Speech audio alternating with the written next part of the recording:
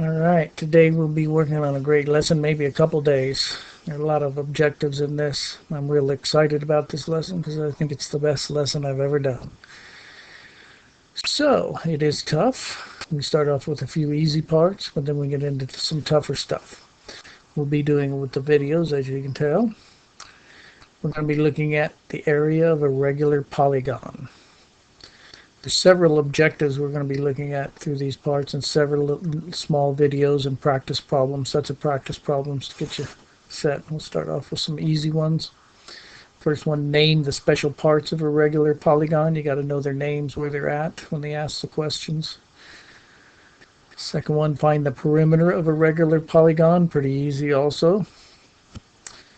Applying the formula for the area of a regular polygon. It's a funny looking formula, but this part's pretty easy. It's just putting in the numbers where they go.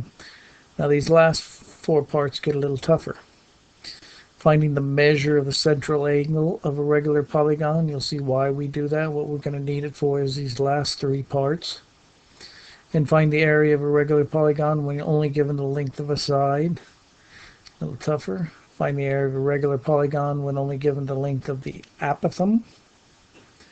And the last one, find the area of a regular polygon when only given the length of the radius. There might be another one. I might make another video later. So there might actually be an eighth a little later. So let's look at a little of the terminology in this short video. To remind you what a regular polygon is, a polygon, many-sided closed figure here. But a regular polygon is a polygon that is both equilateral, which means all the sides are the same. You can see they're marked here with congruent marks. But all the sides are equal. And equiangular. All the angles are equal, these interior angles in here. Now, a special part, and we'll see a better picture of it in a minute, is called the apothem. Some people pronounce it apothem. I think the correct pronunciation is apothem. The apothem is the distance from what's called the center of the polygon, this point right here, to, what does it look like? One of the sides, to any side of the polygon. So they drew one to this side, you could draw one to that side. It can be drawn to anything, but that is called the apothem. Now we'll look at a picture that shows all the special parts.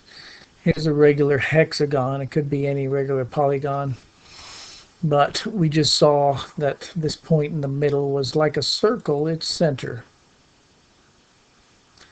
And then, of course, up here, this is the length of a side, or a side of the hexagon. And hex, we have 6 sides on a hexagon. They're all the same in a regular one, same length. This one we just looked at, from the center to the side, is called the apothem. Has a couple of special properties. When you draw the apothem, it is actually perpendicular to the side it touches. It has a right angle there. And it also cuts this side into 2 equal pieces. It's actually a perpendicular bisector. It's perpendicular to it and it cuts it in half. So this piece equals this piece, exactly half of the side. And then this segment right here that goes from the center to a vertex, a corner point, is called the radius, kind of like a radius of a circle. And we'll be seeing that we like drawing this, and getting this right triangle will help us do some of the tougher problems later. So your first set of questions is just going to be naming these pieces parts correctly. The radius, the center, the side, and the apothem. You'll be taking this little quiz online, or this little quick check. To do the quick check, you're going to go to this URL right here, and it'll have a place to sign in your name, and then it'll have a few multiple choice fill in the blank questions.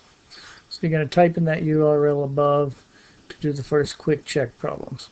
When you are done and have submitted your answers, let me know, and I will check your answers and give you the URL for the Part 2 lesson, video lesson. Okay, so let me know when you're done with those. We'll take a quick check.